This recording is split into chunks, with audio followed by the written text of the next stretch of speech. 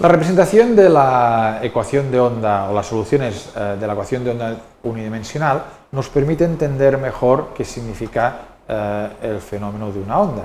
Imaginemos en este caso, tal como hemos visto anteriormente, tenemos para un instante de tiempo determinado, t igual a t sub 0, esta distribución de campo eléctrico. Un campo que varía en el espacio y que tiene una polarización dirigida según x.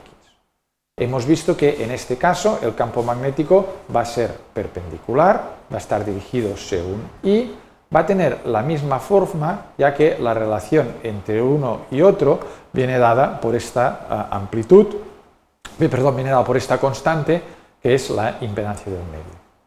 Al transcurrir a un instante de tiempo distinto, digamos t sub 1, ¿qué es lo que habrá sucedido? Esta onda se ha desplazado, se ha propagado y la tenemos situada en una posición del espacio distinto. ¿Qué distancia ha viajado la onda? Bueno, la distancia habrá viajado una distancia que dependerá de la velocidad de propagación y del incremento de tiempo, la diferencia de tiempo que haya entre t sub 1 y t sub 0.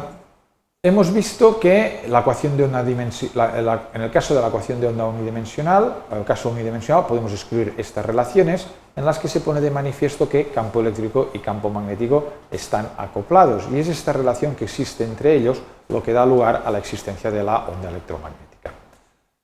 Para verlo en más detalle, vamos a usar un método numérico que se denomina método de diferencias finitas en el dominio del tiempo, que nos va a permitir encontrar de forma numérica la solución a estas ecuaciones.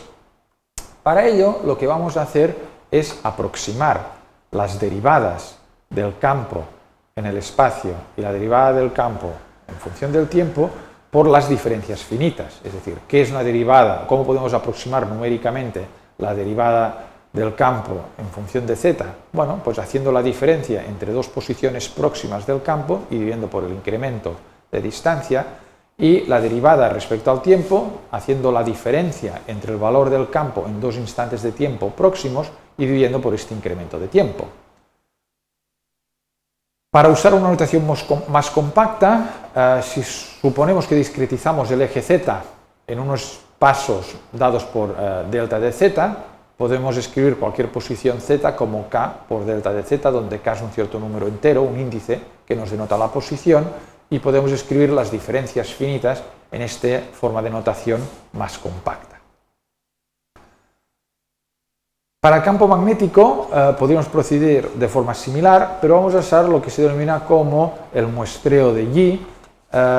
Esto fue propuesto por Ken Yi y lo que da lugar es a un algoritmo muy robusto que proporciona soluciones muy fiables para las soluciones en el dominio del tiempo. Y se basa en el siguiente, y es que el muestreo del campo magnético se realiza en unas posiciones distintas en las que se muestrea el campo eléctrico. Así, el campo magnético lo vamos a mostrar en las posiciones k delta sub z más delta sub z medios. Y en el tiempo también vamos a mostrar el campo magnético en unos instantes de tiempo distintos a los cuales estamos muestreando el campo eléctrico.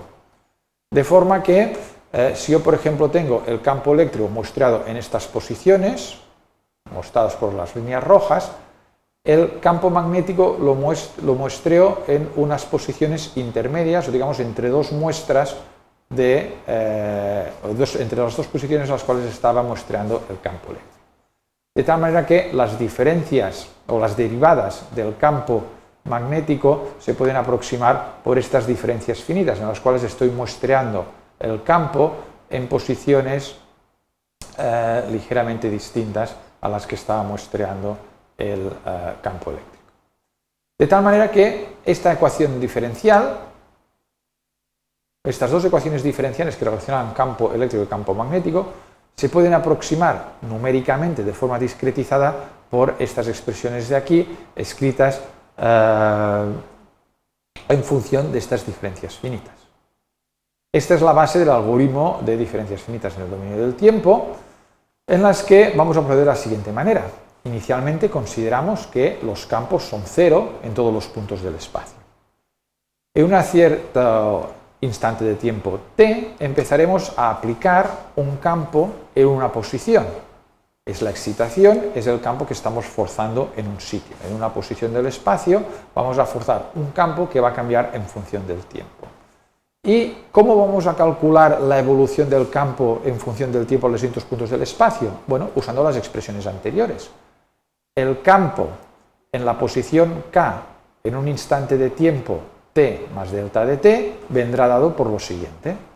Este campo, que es la excitación, es el campo en la posición K en el instante de tiempo t, más estos términos de aquí. Pero fijaros que inicialmente estos términos valen 0, con lo cual diríamos, bueno, da la impresión de que sencillamente el campo que tenemos, el campo eléctrico, un instante de tiempo después, es el mismo que teníamos inicialmente y por tanto da la impresión que nada va a cambiar.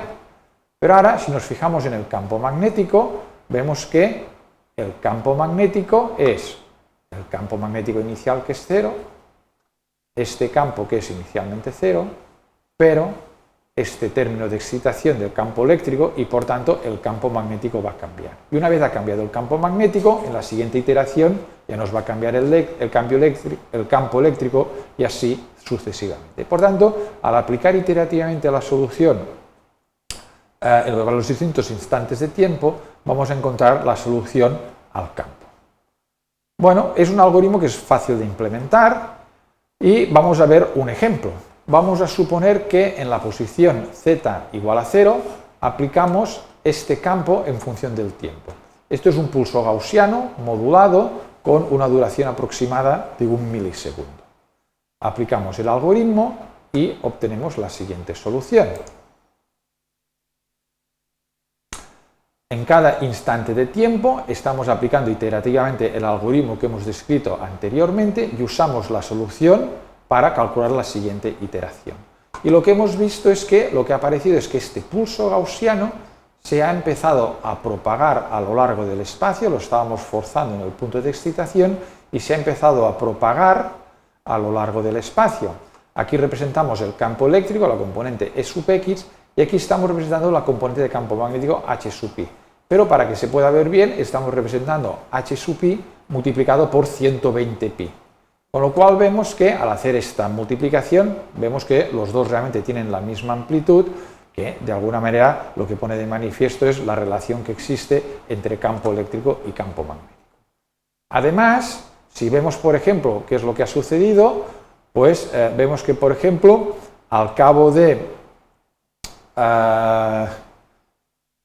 este tiempo, 0,0015 segundos, el pulso ha viajado esta distancia, aproximadamente 4,5 por 10 a la 4 metros, con lo cual, si dividimos esta distancia por el tiempo, vemos que la velocidad empleada, o digamos la velocidad a la cual ha viajado este pulso, es realmente de 3 por 10 a la 8, que era lo que era previsto. Con lo cual, es importante notar que nuestro punto de partida ha sido la solución numérica de estas ecuaciones, y por tanto en ningún momento hemos hecho ninguna suposición adicional, y el resultado es una onda electromagnética que se propaga a la velocidad de la luz y en que campo eléctrico y campo magnético están relacionados sus amplitudes por este valor de 120. Y por tanto es esta interrelación que existe entre derivadas de campos en el espacio y en el tiempo que da lugar a la existencia de la onda electromagnética. El método de diferencias finitas del número del tiempo es un método numérico que se usa habitualmente para solucionar problemas de electromagnetismo y vamos a ver qué sucede, por ejemplo, si ahora pusiéramos en el espacio en el cual se está propagando este campo, pusiésemos un conductor. Si ponemos un conductor en una cierta posición, este conductor lo que va a fijar son unas condiciones de contorno, condición de contorno que es forzar que el campo eléctrico E sub x tiene que ser igual a 0. Por tanto, lo que vamos a hacer es volver a ejecutar el algoritmo, pero sencillamente forzando que en una cierta posición, y será la posición donde existe esta línea roja, vamos a forzar que el campo eléctrico sea 0. Y vamos a seguir usando el mismo método iterativo, el método de diferencias finitas de un tiempo, para ver cuál es la solución. Tenemos... Perdón.